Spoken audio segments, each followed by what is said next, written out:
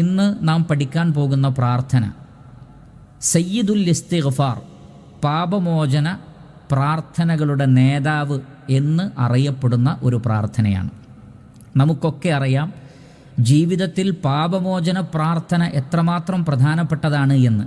അല്ലാഹു സുബ്ഹാനഹു വ തആല നമ്മുടെ തെറ്റുകുറ്റങ്ങൾ നമുക്ക് പുറത്തു തന്നിട്ടില്ലെങ്കിൽ നമ്മൾ നരകാവകാശികളായിത്തീരും. അതുകൊണ്ട് തന്നെ അല്ലാഹുവേ എൻ്റെ പാപങ്ങൾ നീ എനിക്ക് പുറത്തു തരണമേ എന്ന പ്രാർത്ഥന ഒരു വിശ്വാസിയെ സംബന്ധിച്ചിടത്തോളം ജീവിതത്തിൽ വളരെ പ്രധാനപ്പെട്ടതാണ്. അങ്ങനെയുള്ള പ്രാർത്ഥനകളുടെ രൂപം എമ്പാടുമുണ്ട്. അതിൽ ഏറെ പ്രാധാന്യമർഹിക്കുന്ന ഒരു പ്രാർത്ഥനയാണ് സയ്യിദുൽ ഇസ്തിഗ്ഫാർ. കാരണം ഈ പ്രാർത്ഥനയെ സംബന്ധിച്ച് റസൂലുള്ളാഹി സ്വല്ലല്ലാഹു അലൈഹി വസല്ലമ പറഞ്ഞത് തന്നെ ഇമാം ബുഖാരി റഹ്മത്തുള്ളാഹി അലൈഹി അദ്ദേഹത്തിൻ്റെ സ്വഹീഹിൽ ഉദ്ധരിക്കുന്നു. ഷദ്ദാദ് ബിൻ ഔസ് റളിയല്ലാഹു അൻഹുവിൽ നിന്നുള്ള ഹദീസാണ്. അതിൽ നബി സല്ലല്ലാഹു അലൈഹി വസല്ലമ ഈ പ്രാർത്ഥനയെ വിശദീകരിച്ചത് ഇപ്രകാരമാണ്: വമൻ ഖാലഹ മിനൻ നഹാരി മൂഖിനൻ ബിഹ ഫമാത മിൻ യൗമിഹി ഖബ്ല അൻ യുംസിയ ഫഹുവ മിൻ അഹ്ലിൽ ജന്ന. ആരെങ്കിലും ഈ പ്രാർത്ഥന പകൽ സമയത്ത് പറയുകയും എന്നിട്ട് വൈകുന്നേരമാവുന്നതിന് മുമ്പ് മരണപ്പെടുകയും ചെയ്താൽ, അതും എങ്ങനെ പറയണം? മൂഖിനൻ ബിഹ, മനസ്സിൽ ഉറപ്പിച്ചുകൊണ്ട് യഖീനോടുകൂടി ദൃഢനിശ്ചയത്തോടുകൂടി ഇങ്ങനെ പറഞ്ഞ് വൈകുന്നേരമാവുന്നതിന് മുമ്പ് മരണപ്പെട്ടാൽ ഫഹുവ മിൻ അഹ്ലിൽ ജന്ന, ആ വ്യക്തി സ്വർഗ്ഗക്കാരനാണ് എന്നാണ്. അതേപോലെ തന്നെ വമൻ ഖാലഹ മിനൽ ലൈലി വഹുവ മൂഖിനുൻ ബിഹ, ദൃഢനിശ്ചയത്തോടുകൂടി ആരെങ്കിലും ഇത് രാത്രിയിൽ പറയുകയും ഫമാത ഖബ്ല അൻ യുസ്ബിഹ, നേരം വെളുക്കുന്നതിന് മുമ്പ് മരിച്ചു പോവുകയും ചെയ്താൽ ഫഹുവ മിൻ അഹ്ലിൽ ജന്ന, ആ വ്യക്തി സ്വർഗ്ഗക്കാരനാണ്. അപ്പോൾ ഇത് പകല് പറഞ്ഞ് വൈകുന്നേരത്തിന് മുമ്പ് മരിച്ചാലും രാത്രി പറഞ്ഞ് നേരം വെളുക്കുന്നതിന് മുമ്പ് മരണപ്പെട്ടാലും സ്വർഗം ഗ്യാരണ്ടി ലഭിക്കുന്ന അത്രയും ഗൗരവമേറിയ പ്രാധാന്യമർഹിക്കുന്ന ഒരു പ്രാർത്ഥനയാണ് സയ്യിദുൽ ഇസ്തിഗ്ഫാർ. ഇസ്തിഗ്ഫാറിൻ്റെ സയ്യിദ് എന്നറിയപ്പെടുന്ന ഈ ഒരു പ്രാർത്ഥന. ഈ ഒരു പാപമോചന പ്രാർത്ഥനയ്ക്ക് ഇസ്തിഗ്ഫാറിന് സയ്യിദുൽ ഇസ്തിഗ്ഫാർ എന്ന പേര് ലഭിക്കാനുള്ള കാരണം എന്താണ്? അറബി ഭാഷയിൽ സയ്യിദ് എന്ന് പറഞ്ഞാൽ ഏതൊന്നിൻ്റെയും റഈസ്, നേതാവ്, തലവനായി നിൽക്കുന്ന ആൾക്കാണ് സയ്യിദ് എന്ന് പറയുന്നത്. എന്ന് പറഞ്ഞാൽ മറ്റുള്ള ആളുകൾക്കൊക്കെ അവരുടെ അവലംബം, അവർക്ക് ആശ്രയിക്കാവുന്നത് എന്നൊക്കെയാണ് അതിൻ്റെ അർത്ഥം. അപ്പോൾ ഇസ്തിഗ്ഫാറിലെ സയ്യിദ് എന്ന് പറഞ്ഞാൽ എന്താണ്? ഒരടിമ അള്ളാഹുവിനോട് പാപമോചനം തേടുകയാണെങ്കിൽ ആ പാപമോചനം തേടുന്നതിൽ ഉത്തരം ലഭിക്കാവുന്ന, അവലംബിക്കാവുന്ന ഗൗരവമേറിയ പ്രാധാന്യമർഹിക്കുന്ന പ്രാർത്ഥനയാണ് എന്നാണ് അതുകൊണ്ട് ഉദ്ദേശിക്കുന്നത്. അതുകൊണ്ട് പാപമോചനം തേടാൻ ആഗ്രഹിക്കുന്ന ആളുകൾ അള്ളാഹുവിൻ്റെ റസൂല് പഠിപ്പിച്ച ഈ രീതി തന്നെ സ്വീകരിക്കലാണ് കൂടുതൽ ഖൈറായത്. മറ്റു ലളിതമായ രൂപങ്ങളുണ്ട്, എന്നാൽ ഈ ഒരു രീതിയാണ് കൂടുതൽ അഫ്ളലായിട്ടുള്ളത് എന്ന് നമ്മൾ മനസ്സിലാക്കുക ഇൻഷാ അള്ളാഹ്. ഇനി നമുക്ക് പ്രാർത്ഥനയുടെ ആശയത്തിലേക്ക് പ്രവേശിക്കാം. ഷദ്ദാദ് ബിൻ ഔസ് റളിയല്ലാഹു അൻഹു പറയുകയാണ്, അനി നബി സല്ലല്ലാഹു അലൈഹി വസല്ലം, അള്ളാഹുവിൻ്റെ റസൂലിൽ നിന്ന് പറയുകയാണ്, സയ്യിദുൽ ഇസ്തിഗ്ഫാർ, ഇസ്തിഗ്ഫാറിൻ്റെ സയ്യിദ് ഇപ്രകാരമാകുന്നു. അപ്പോൾ അത് പ്രവാചകൻ തന്നെ നൽകിയ പേരാണ് എന്ന് മനസ്സിലാക്കുക. എന്താണത്? അൻ തഖൂല, നീ ഇങ്ങനെ പറയലാണ്. എന്താ പറയേണ്ടത്? അല്ലാഹുമ്മ, അല്ലാഹുവേ, അൻത റബ്ബി, നീയാകുന്നു എൻ്റെ രക്ഷിതാവ് എന്ന് പറഞ്ഞാൽ അള്ളാഹുവിൻ്റെ റുബൂബിയത്തിനെ അംഗീകരിക്കുകയാണ്. അള്ളാഹു റബ്ബാണെന്ന് പറയുകയാണ്. എന്താണ് റബ്ബ് എന്ന് പറഞ്ഞാൽ? സൃഷ്ടിക്കുകയും സംരക്ഷിക്കുകയും പരിപാലിക്കുകയും ജീവിപ്പിക്കുകയും മരിപ്പിക്കുകയും എല്ലാം ചെയ്യുന്ന, പ്രപഞ്ചത്തെ മുഴുവൻ നിയന്ത്രിക്കുന്ന, പ്രാർത്ഥനകൾക്കെല്ലാം ഉത്തരം നൽകുന്നവനായ സാക്ഷാൽ രാജാവും ഉടമസ്ഥനുമായ അള്ളാഹു. അതാണ് റബ്ബ് എന്നതുകൊണ്ട് ഉദ്ദേശിക്കുന്നത്. അപ്പോൾ അള്ളാഹുവിൻ്റെ തൗഹീദുർ റുബൂബിയ, രക്ഷാധികാരി അള്ളാഹുവല്ലാതെ, സ്രഷ്ടാവ് അള്ളാഹുവല്ലാതെ വേറെ ആരുമില്ല എന്ന തൗഹീദുർ റുബൂബിയത്ത് അംഗീകരിച്ചുകൊണ്ടാണ് ഈ പ്രാർത്ഥന തുടങ്ങുന്നത് തന്നെ. അല്ലാഹുമ്മ, അല്ലാഹുവേ, അൻത റബ്ബി, നീയാകുന്നു എൻ്റെ രക്ഷിതാവ്. ലാ ഇലാഹ ഇല്ലാ അൻത, അടുത്തത് തൗഹീദുൽ ഉലൂഹിയത്താണ്. ലാ ഇലാഹ ഇല്ലാ അൻത, നീയല്ലാതെ ആരാധ്യനില്ല, അഥവാ നിന്നെയല്ലാതെ ആരാധിക്കാൻ പാടില്ല, നിന്നോടല്ലാതെ പ്രാർത്ഥിക്കാൻ പാടില്ല, നിന്നോടല്ലാതെ സങ്കടം പറയാൻ പാടില്ല, നിനക്കല്ലാതെ നേർച്ച വഴിപാടുകൾ അർപ്പിക്കാൻ പാടില്ല. അതിനാണ് തൗഹീദുൽ ഉലൂഹിയ എന്ന് പറയുന്നത്. ലാ ഇലാഹ ഇല്ലല്ലാഹ് എന്ന കലിമത്ത് തൗഹീദിൻ്റെ ആശയമാണ്. അപ്പോൾ രണ്ടാമത് പറയുന്നത് തൗഹീദുൽ ഉലൂഹിയത്താണ്. ലാ ഇലാഹ ഇല്ലാ അൻത, നീയല്ലാതെ വേറെ ഇലാഹില്ല. അപ്പോൾ അള്ളാഹുവിൻ്റെ എല്ലാ വലിപ്പവും പറഞ്ഞുകൊണ്ടാണ് തുടങ്ങുന്നത് തന്നെ. അവൻ്റെ റുബൂബിയത്ത് പറഞ്ഞു, അവൻ്റെ ഉലൂഹിയത്ത് പറഞ്ഞു. എന്നിട്ട് പറയുന്നത് ഖലഖ്തനി, നീ എന്നെ സൃഷ്ടിച്ചിരിക്കുന്നു, വ അന അബ്ദുക, ഞാൻ നിൻ്റെ അടിമയുമാകുന്നു. അപ്പോൾ അള്ളാഹുവാണ് സ്രഷ്ടാവ് എന്ന് അംഗീകരിച്ചു, അള്ളാഹുവിൻ്റെ വലിപ്പം അംഗീകരിച്ചു. അതാണ് ഖലഖ്തനി, നീ എന്നെ സൃഷ്ടിച്ചിരിക്കുന്നു. അതേ സന്ദർഭത്തിൽ തന്നെ അടിമ തൻ്റെ ആ ഒരു ദൗർബല്യവും താൻ എത്രമാത്രം സ്രഷ്ടാവിൻ്റെ മുമ്പിൽ ചെറുതാണ് എന്നതും അംഗീകരിക്കുകയാണ്. അതാണ് പറയുന്നത് വ അന അബ്ദുക, ഞാൻ നിൻ്റെ അടിമയാണ്. കാരണം അടിമത്വം എന്ന് പറയുന്നത്, അതല്ലെങ്കിൽ അടിമ എന്ന് പറയുന്നത് ഒരാൾ തൻ്റെ വിനയവും തൻ്റെ താഴ്മയും തൻ്റെ ലാളിത്യവും തൻ്റെ ദുർബലതയും പ്രകടിപ്പിക്കുന്ന വാക്കാണ് അബ്ദ് എന്നത്. അപ്പോൾ അള്ളാഹുവിൻ്റെ വലിപ്പം പറയുന്നു, സ്വന്തം ദൗർബല്യവും അംഗീകരിക്കുന്നു. അതാണ് വ അന അബ്ദുക, ഞാൻ നിൻ്റെ അടിമയാകുന്നു. പിന്നീട് പറയുന്നത് വ അന അലാ അഹ്ദിക വ വഅദിക മസ്തതഅതു, വ അന, തീർച്ചയായും ഞാൻ, അലാ അഹ്ദിക, നിന്നോട് നടത്തിയ അഹ്ദ്, കരാറ്, അതേപോലെ തന്നെ വ വഅദിക, വാഗ്ദാനം, അതിലെല്ലാം ഞാൻ ഉറച്ചു നിൽക്കുന്നു. മസ്തതഅതു, എൻ്റെ കഴിവിൻ്റെ പരമാവധി എന്ന് പറഞ്ഞാൽ അള്ളാഹുവേ, ഞാൻ നിന്നെ മാത്രമേ ആരാധിക്കുകയുള്ളൂ. ഇയ്യാക നഅ്ബുദു, അതേപോലെ തന്നെ വ ഇയ്യാക നസ്തഈൻ, നിന്നിൽ മാത്രം ഞാൻ തവക്കുലാക്കി നിന്നോട് മാത്രമേ ഞാൻ സഹായം തേടുകയുള്ളൂ.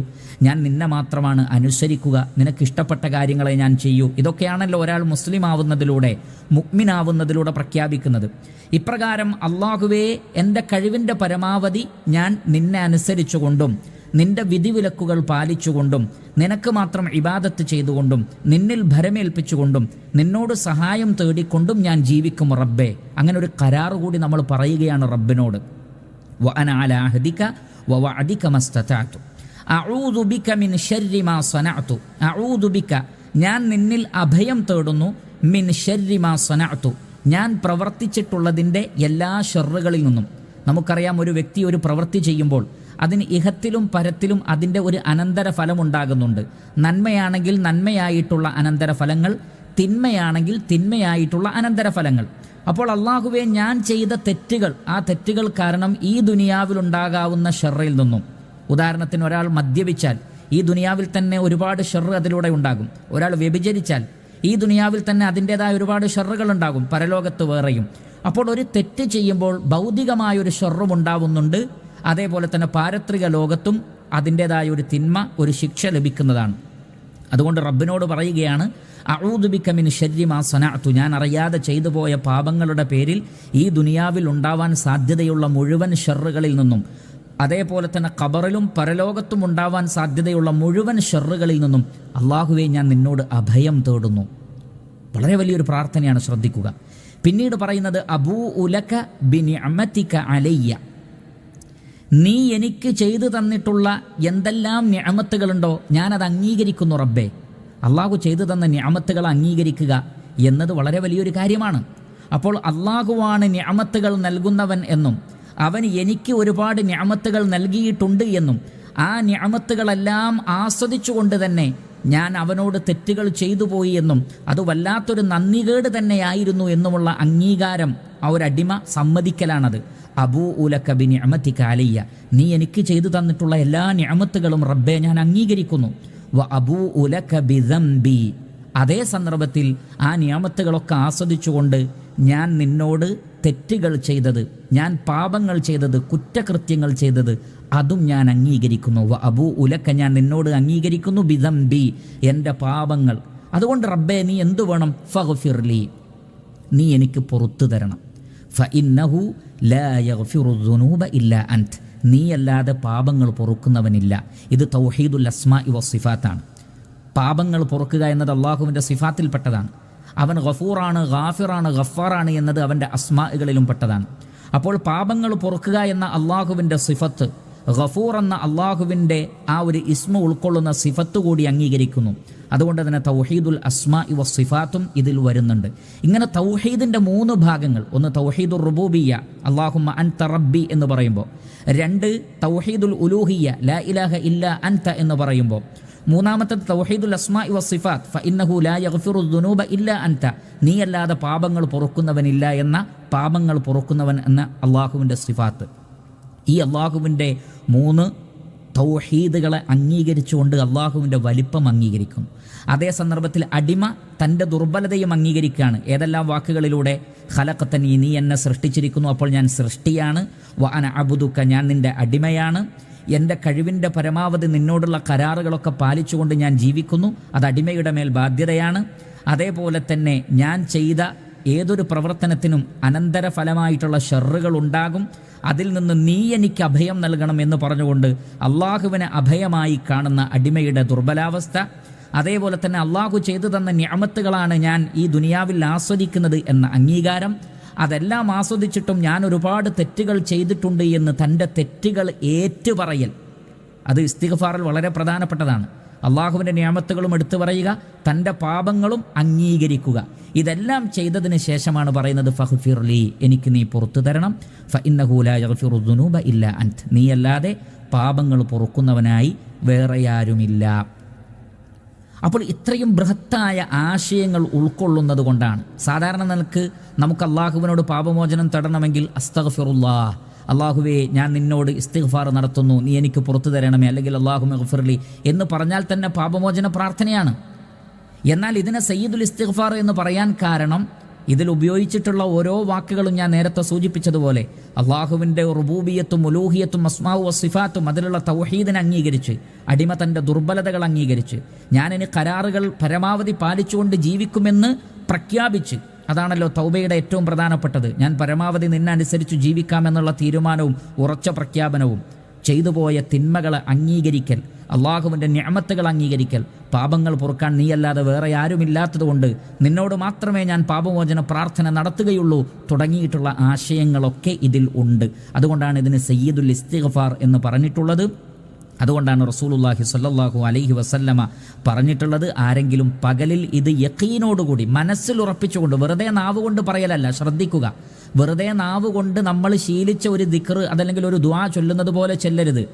മറിച്ച് മനസ്സിൽ ഉറപ്പിച്ചുകൊണ്ട് ഇതിലുള്ള ആശയങ്ങളെ പൂർണ്ണമായും അംഗീകരിച്ചുകൊണ്ട് ചൊല്ലിയാൽ വൈകുന്നേരത്തിന് മുമ്പ് മരണപ്പെട്ടാൽ ആ വ്യക്തി സ്വർഗത്തിലാണ്. കാരണം അയാൾ തൻ്റെ തെറ്റുകൾ അംഗീകരിച്ചു എന്ന് മാത്രമല്ല, അള്ളാഹുവിൻ്റെ എല്ലാ തൗഹീദുകളും ഉൾക്കൊണ്ടുകൊണ്ട് പാപമോചനവും തൗബയും ചെയ്തുകൊണ്ട് മരിക്കുന്ന ഒരവസ്ഥയാണുള്ളത്. അതുകൊണ്ട് തന്നെ സ്വർഗത്തിലാണ്. അപ്രകാരം രാത്രിയിൽ പറഞ്ഞാലും നേരം വെളുക്കുന്നതിന് മുമ്പ് മരണപ്പെട്ടാലും സ്വർഗത്തിലാണ്. അതുകൊണ്ട് സഹോദരങ്ങളെ, സയ്യിദുൽ ഇസ്തിഗ്ഫാർ എന്ന മഹത്തായ ഈ ഒരു പാപമോചന പ്രാർത്ഥന നാം കാണാതെ പഠിക്കുകയും പകലും രാത്രിയുമൊക്കെ ഇത് ചൊല്ലാൻ നാം മറന്നു പോവാതിരിക്കുകയും ചെയ്യേണ്ടതുണ്ട് എന്ന് ഓർമ്മപ്പെടുത്തുകയാണ്. സാന്ദർഭികമായി നമ്മളിത് ഇസ്തിഗ്ഫാറുമായി ബന്ധപ്പെട്ടുള്ള പ്രാർത്ഥന പഠനമാണല്ലോ. അതുകൊണ്ട് ഇതിലേക്ക് ചേർത്ത് പറയാവുന്ന ലളിതമായ മറ്റ് രണ്ട് രൂപങ്ങൾ കൂടി ഞാൻ നിങ്ങളുടെ ശ്രദ്ധയിൽപ്പെടുത്തുകയാണ്. അതിൽ ഒന്ന് ഇമാം അബൂദാവൂദ് റഹിമഹുല്ല അദ്ദേഹത്തിൻ്റെ സുനനിൽ ഉദ്ധരിക്കുന്ന ഹദീസാണ്. ബിലാൽ ഇബ്നു യസാർ ഇബ്നു സെയ്ദ് റളിയല്ലാഹു തആല അൻഹുവിൽ നിന്നുള്ളതാണ്. അഥവാ സെയ്ദ് റളിയല്ലാഹു തആല അൻ, അദ്ദേഹം നബി സല്ലല്ലാഹു അലൈഹി വസല്ലമയിൽ നിന്ന് ഉദ്ധരിച്ചുകൊണ്ട് പറയുകയാണ്, അന്നഹു സമിഅ റസൂലല്ലാഹി സല്ലല്ലാഹു അലൈഹി വസല്ലമ യഖൂൽ, അള്ളാഹുവിൻ്റെ റസൂൽ പറയുന്നത് കേട്ടിട്ടുണ്ട് എന്ന് ആര് പറയുന്നു? സെയ്ദ് റളിയല്ലാഹു അൻഹു പറയുകയാണ്. എന്താണ് അള്ളാഹുവിൻ്റെ റസൂൽ പറയുന്നത്? ശ്രദ്ധിക്കുക. മൻ ഖാല, ആരെങ്കിലും ഇങ്ങനെ പറഞ്ഞാൽ, അപ്പോൾ അത് ഏത് സമയത്ത് എന്ന് പറഞ്ഞിട്ടില്ല, ഏത് സമയത്തും പറയാം, എത്ര തവണയും പറയാം. എന്താ പറയേണ്ടത്? അസ്തഗ്ഫിറുല്ലാഹ്, ഞാൻ അള്ളാഹുവിനോട് പാപമോചനം തേടുന്നു, ഇസ്തിഗ്ഫാർ നടത്തുന്നു. എങ്ങനെയുള്ളവനാണ് ആ അള്ളാഹു? അല്ലദീ ലാ ഇലാഹ ഇല്ലാഹുവ, അവനല്ലാതെ ഇലാഹില്ല, ആരാധ്യനില്ല. അള്ളാഹുവിൻ്റെ തൗഹീദിനെ അംഗീകരിക്കുകയാണ്. അസ്തഗ്ഫിറുല്ലാഹ്, ഞാൻ അള്ളാഹുവിനോട് ഇസ്തിഗ്ഫാർ നടത്തുന്നു. ഖാലിഖായ, റാസിഖായ, സ്രഷ്ടാവായ, റബ്ബായ അള്ളാഹുവിനോട് ഞാൻ ഇസ്തിഗ്ഫാർ നടത്തുന്നു. അല്ലദീ ലാ ഇലാഹ ഇല്ലാഹുവ, അവനല്ലാതെ ആരാധ്യനില്ല. പിന്നീട് പറയുന്നത് അൽ ഹയ്യു, അവൻ എന്നെന്നും ജീവിച്ചിരിക്കുന്നവനാണ്. അൽ ഖയ്യൂം, എല്ലാം നിയന്ത്രിക്കുന്നവനുമാണ്. അള്ളാഹുവിൻ്റെ രണ്ട് അസ്മാഉകളാണ്. അതും ആയത്തുൽ കുർസിയിൽ വന്നിട്ടുള്ള അസ്മാഉകളാണ്. അതേപോലെ തന്നെ പ്രാർത്ഥനയ്ക്കുത്തരം നൽകപ്പെടാൻ ഈ അസ്മാഉകൾ ഉപയോഗിച്ചാൽ ഉത്തരം നൽകപ്പെടൽ ഉറപ്പാണ് എന്ന് വരെ പറയപ്പെട്ടിട്ടുള്ള രണ്ട് അസ്മാഉകളാണ് അൽ ഹയ്യു, അൽ ഖയ്യൂം. അല്ലാഹു ലാ ഇലാഹ ഇല്ലാഹുവൽ ഹയ്യുൽ ഖയ്യൂം. അപ്പോൾ അൽ ഹയ്യ്, എന്നെന്നും ജീവിച്ചിരിക്കുന്നവനും, അൽ ഖയ്യൂം, എല്ലാം നിയന്ത്രിക്കുന്നവനുമായ അല്ലാഹു സുബ്ഹാനഹു വ തആലയോട് ഞാനിതാ പാപമോചനം തേടുന്നു. വ അതൂബു ഇലൈഹി, ഞാൻ അവനിലേക്ക് തൗബ ചെയ്ത് മടങ്ങുകയും ചെയ്യുന്നു. എന്താണ് തൗബ ചെയ്ത് മടങ്ങുക എന്ന് പറഞ്ഞാൽ? തെറ്റുകളിൽ നിന്ന് പൂർണ്ണമായും മുക്തനാവുക, ചെയ്തുപോയ തെറ്റുകളോട് അങ്ങേയറ്റം സങ്കടമുണ്ടാവുക, ഇനി ആ തെറ്റ് ഞാൻ ഒരിക്കലും ആവർത്തിക്കില്ല എന്ന് പറയുക, സൃഷ്ടികളോടാണ് അവരറിഞ്ഞുകൊണ്ട് തെറ്റ് ചെയ്തതെങ്കിൽ അവരോട് മാപ്പ് ചോദിക്കുകയോ അവരുടെ അവകാശങ്ങൾ വിട്ടുകൊടുക്കുകയോ ചെയ്യുക. ഈ നിലക്ക് ഞാൻ തൗബ ചെയ്യുകയും ചെയ്യുന്നു എന്ന് ആത്മാർത്ഥമായി ഒരാൾ പറഞ്ഞാൽ ശ്രദ്ധിക്കുക, ഗുഫിറ ലഹു, ആ വ്യക്തിയുടെ പാപങ്ങൾ പൊറുക്കപ്പെടുന്നതാണ്. വ ഇൻ കാന ഖദ് ഫറ മിന സഹ്ഫ്, അയാൾ യുദ്ധത്തിൽ നിന്ന് പിന്തിരിഞ്ഞോടിയ ആളാണെങ്കിലും ശരി. അതെന്താണ് അങ്ങനെ പറയാനുള്ള കാരണം? 7 മഹാപാപങ്ങളിൽ നബി സല്ലല്ലാഹു അലൈഹി വസല്ലം എണ്ണിയിട്ടുള്ളതാണ് യുദ്ധത്തിൽ നിന്ന് പിന്തിരിഞ്ഞോടുക. അതൊരു സൈന്യത്തെ, ഒരു സംഘത്തെ ചതിക്കലാണ്. അങ്ങനെയുള്ള യുദ്ധത്തിൽ നിന്ന് പിന്തിരിഞ്ഞോടുക എന്ന ഗുരുതരമായ തെറ്റ് ചെയ്ത വ്യക്തിയാണെങ്കിൽ പോലും ഇങ്ങനെ ആത്മാർത്ഥമായി പ്രാർത്ഥിച്ചാൽ, വെറുതെ നാവുകൊണ്ടല്ല, ആത്മാർത്ഥമായി പ്രാർത്ഥിച്ചാൽ ആ വ്യക്തിയുടെ പാപങ്ങൾ പൊറുക്കപ്പെടുമെന്നാണ്. ഒന്നുകൂടി നമുക്ക് പഠിക്കാം. അസ്തഗ്ഫിറുല്ലാഹ്, ഞാൻ അള്ളാഹുവിനോട് ഇസ്തിഗ്ഫാർ തേടുന്നു. അല്ലദീ ലാ ഇലാഹ ഇല്ലാ ഹുവ, അവനല്ലാതെ വേറെ ആരാധ്യനേയില്ല എന്ന് ഞാൻ അംഗീകരിക്കുന്നു. അത് ജീവിതത്തിൽ പ്രകടമാവുകയും വേണം. തൗഹീദിന് വിരുദ്ധമായത് ജീവിതത്തിൽ ഉണ്ടാവരുത്. അൽ ഹയ്യുൽ ഖയ്യൂം, അള്ളാഹു എന്നെന്നും ജീവിച്ചിരിക്കുന്നവനും എല്ലാം നിയന്ത്രിക്കുന്നവനുമാണ്. അള്ളാഹുവിൻ്റെ അസ്മാഉ വ സിഫാത്തുകളിൽ അടിയുറച്ച വിശ്വാസം വേണം. വ അതൂബു ഇലൈഹി, ഞാൻ അവനിലേക്ക് തൗബ ചെയ്തു മടങ്ങുന്നു. തൗബ എന്ന് പറഞ്ഞാൽ നമുക്കറിയാം, കേവലം നാവ് കൊണ്ടുള്ള പറച്ചിൽ മാത്രമല്ല, ചെയ്തുപോയ തെറ്റിനെക്കുറിച്ച് ഖേദം വേണം, ആവർത്തിക്കില്ല എന്ന് അള്ളാഹുവിനോട് പ്രഖ്യാപിക്കണം. അതേപോലെ തന്നെ ആ തെറ്റുകളിൽ നിന്ന് പൂർണ്ണമായും മുക്തനായിക്കൊണ്ടായിരിക്കണം. സൃഷ്ടികളോട് ചെയ്ത അവരുടെ ഹക്കിടപാടുകളുമായി ബന്ധപ്പെട്ടതാണെങ്കിൽ അത് വീട്ടുകയും വേണം. അങ്ങനെയാണെങ്കിൽ ഗുഫിറ ലഹു, ആ പാപം ആ വ്യക്തിക്ക് പൊറുക്കപ്പെടുന്നതാകുന്നു. അതുകൊണ്ട് ഈ ഒരു ദുആ, ഇത് വളരെ ചെറിയ ലളിതമായൊരു ദുആ ആണ്. അതുകൊണ്ട് ഈ ഒരു ദുആയും നമ്മൾ കാണാതെ പഠിക്കുകയും നാം സാധിക്കുമെങ്കിൽ മറ്റുള്ളവർക്ക് പറഞ്ഞു കൊടുക്കുകയും അവരെ പഠിപ്പിക്കുകയും ചെയ്യേണ്ടതുണ്ട്. സമാനമായ ലളിതമായ മറ്റൊരു ദുആ കൂടി നിങ്ങളുടെ ശ്രദ്ധയിൽപ്പെടുത്താം. സമാനമായത് നമുക്ക് കാണാൻ സാധിക്കും. ആയിഷ റളിയല്ലാഹു തആല അൻഹ പറയുകയാണ്, റസൂലുള്ളാഹി സ്വല്ലല്ലാഹു അലൈഹി വസല്ലമയിൽ നിന്ന്, ഇമാം മുസ്ലിമും മറ്റു മുഹദ്ദിസീങ്ങളും എല്ലാം ഉദ്ധരിച്ച ഹദീസാണ്. ആയിഷ റളിയല്ലാഹു തആല അൻഹ പറയുന്നു, അള്ളാഹുവിൻ്റെ റസൂൽ സ്വല്ലല്ലാഹു അലൈഹി വസല്ലമ അവസാന കാലത്ത് ധാരാളമായി ഇങ്ങനെ പ്രാർത്ഥിക്കുന്നത് ഞാൻ കണ്ടിട്ടുണ്ട്. ഇമാം മുസ്ലിം ഉദ്ധരിക്കുന്ന ഹദീസാണ്. ആയിഷ റളിയല്ലാഹു അൻഹ പറയുകയാണ്, കാന റസൂലുള്ളാഹി സ്വല്ലല്ലാഹു അലൈഹി വസല്ലം യുക്സിർ, അള്ളാഹുവിൻ്റെ റസൂൽ അധികരിപ്പിച്ചിട്ടുണ്ട്, മിൻ ഖൗലി, ഈ ഒരു ഖൗല്. ഏതാണ് ആ ഖൗല്? സുബ്ഹാനല്ലാഹി വ ബിഹംദിഹി. സുബ്ഹാനല്ലാഹ് എന്ന് പറഞ്ഞാൽ അള്ളാഹുവിൻ്റെ പരിശുദ്ധിയെ ഞാൻ വാഴ്ത്തുന്നു എന്ന് പറഞ്ഞാൽ അള്ളാഹു എല്ലാ പോരായ്മകളിൽ നിന്നും മുക്തനാണ് എന്നും സൃഷ്ടികൾ അവനെ സംബന്ധിച്ച് പറഞ്ഞിട്ടുള്ള തെറ്റായ എല്ലാ കാര്യങ്ങളിൽ നിന്നും അള്ളാഹു മുക്തനാണ് എന്ന് പറഞ്ഞുകൊണ്ട് അവൻ്റെ പരിശുദ്ധിയെ വാഴ്ത്തുന്നതിനാണ് സുബ്ഹാനല്ലാഹ് എന്ന് പറയുക. വ ബിഹംദിഹി എന്ന് പറഞ്ഞാൽ അള്ളാഹുവിനെ സ്തുതിക്കുക, അവനെ പ്രശംസിക്കുക, അവൻ്റെ എല്ലാ അസ്മാഉ വ സിഫാത്തുകളെ അംഗീകരിച്ചുകൊണ്ട് അള്ളാഹുവിനെ വാഴ്ത്തുക. അപ്പോൾ സുബ്ഹാനല്ലാഹി വ ബിഹംദിഹി, അള്ളാഹുവിൻ്റെ പരിശുദ്ധിയെ വാഴ്ത്തിക്കൊണ്ട് ഞാൻ അവനെ സ്തുതിക്കുന്നു. അസ്തഗ്ഫിറുല്ലാഹ വ അതൂബു ഇലൈഹി, അസ്തഗ്ഫിറുല്ലാഹ്, ഞാൻ അള്ളാഹുവിനോട് പാപമോചനം തേടുന്നു. വ അതൂബു ഇലൈഹി, ഞാൻ അവനിലേക്ക് പശ്ചാത്തപിച്ചു മടങ്ങുകയും ചെയ്യുന്നു. നേരത്തെ നമ്മൾ അതിൻ്റെ അർത്ഥം പൂർണ്ണമായി പറഞ്ഞതുകൊണ്ട് ഞാൻ റിപ്പീറ്റ് ചെയ്യുന്നില്ല. ഇതും നമ്മൾക്ക് വർദ്ധിപ്പിക്കാം. സുബ്ഹാനല്ലാഹി വ ബിഹംദി അസ്തഗ്ഫിറുല്ലാഹ വ അതൂബു ഇലൈഹി, സുബ്ഹാനല്ലാഹി വ ബിഹംദി അസ്തഗ്ഫിറുല്ലാഹ വ അതൂബു ഇലൈഹി. നബി സല്ലല്ലാഹു അലൈഹി വസല്ലമ തന്നെ ഒരു ദിവസം 100-ലധികം തവണ ഇസ്തിഗ്ഫാർ നടത്തിയിട്ടുണ്ട്. അതുകൊണ്ട് നമുക്ക് ഇതിനേക്കാൾ ലളിതമായി ഇനി പറയണമെങ്കിൽ അസ്തഗ്ഫിറുല്ലാഹ്, അസ്തഗ്ഫിറുല്ലാഹ്, അല്ലെങ്കിൽ അസ്തഗ്ഫിറുല്ലാഹൽ അദീം എന്ന് 100 തവണ പറയാം. അല്ലെങ്കിൽ ഇതിൽ കാണുന്നത് പോലെ സുബ്ഹാനല്ലാഹി വ ബിഹംദിഹി അസ്തഗ്ഫിറുല്ലാഹ വ അതൂബു ഇലൈഹി എന്ന് പറയാം. അതേപോലെ നേരത്തെ പഠിച്ച അസ്തഗ്ഫിറുല്ലാഹല്ലദീ ലാ ഇലാഹ ഇല്ലാ ഹുവൽ ഹയ്യുൽ ഖയ്യൂമു വ അതൂബു ഇലൈഹി എന്ന് പറയാം. അതേപോലെ തന്നെ സയ്യിദുൽ ഇസ്തിഗ്ഫാറിൽ വിശദീകരിച്ച ആ വലിയ ദുആ, അതാണ് ഏറ്റവും അഫ്ളലായത്, ശ്രേഷ്ഠമായത്.